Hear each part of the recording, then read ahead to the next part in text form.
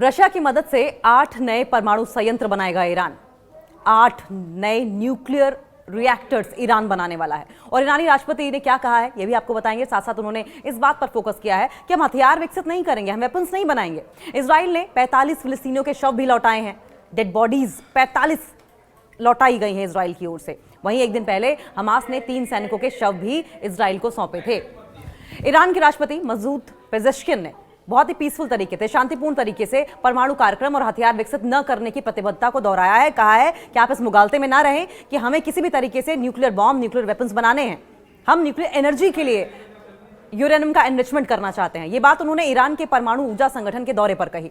Iran के परमाणु ऊर्जा संगठन यानी कि AEOI प्रमुख मोहम्मद इस्लामी ने भी इस बात की डिक्लेरेशन की थी, इस बात की घोषणा की थी कि तेहरान अपना स्वच्छ सतत ऊर्जा उत्पादन बढ़ाने के प्रयासों के तहत रूसी मदद से 8 नए परमाणु ऊर्जा संयंत्रों का निर्माण करेगा, 8 नए न्यूक्लियर एनर्जी रिएक्टर्स का निर्माण करेगा।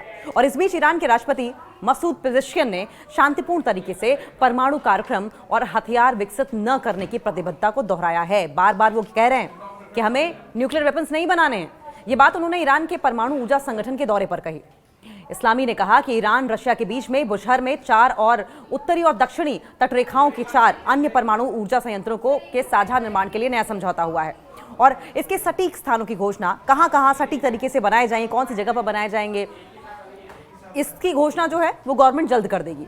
ये संयंत्र, ये रिएक्टर्स जो हैं वो स्थिर स्वच्छ परमाणु ऊर्जा की आपूर्ति सुनिश्चित करेंगे, यानी कि एनवायरमेंटल एनर्जी को इंश्योर करेंगे ये, और ईरान को परमाणु ऊर्जा से 20,000 मेगावाट बिजली उत्पादन बढ़ाने में सक्षम बनाएंगे। यानी कि न्यूक्लियर एनर्जी का इस्तेमाल बिजली के उत्पादन के लिए किया जाना है।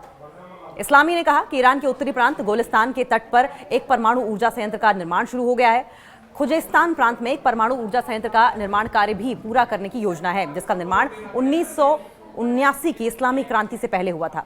अब एटमी प्रतिष्ठान शुरू करेंगे, पेजेश्किन ने कहा है। ईरान के राष्ट्रपति मसूद पेजेश्किन ने कहा है कि बम बनाना इस क्षेत्र का एक छोटा, असंगत और अमानवीय हिस्सा है। ये इनह्यूमन है और इस वजह से हम बम नहीं बनाएंगे, जबकि बाकी आवश्यक जितने भी नेसेसरी ह्यूमन नेसेसिटीज हैं उनको पूरा करती हैं वो चीजें हम करेंगे। वो बोले पश्चिमी शक्तियां, western countries, western powers Iran के साथ साथ जो भी इंडिपेंडेंट कंट्रीज हैं उनको उन्नत तरीके से वंचित रखना चाहती हैं, उन्हें एडवांस टेक्नोलॉजी से वंचित रखना चाहती हैं। वो चाहती हैं कि एडवांस टेक्नोलॉजी इन कंट्रीज के पास ना रहें, वेस्टर्न कंट्रीज को छोड़कर बाकी सब इनसे वंचित रहें। जिसका टारगेट क्या है, जिसका मोटिव ये है कि आश्रित देशों को असेंबली उद्योगों की तरह इस्तेमाल किया जाए, सीमित रखा जाए।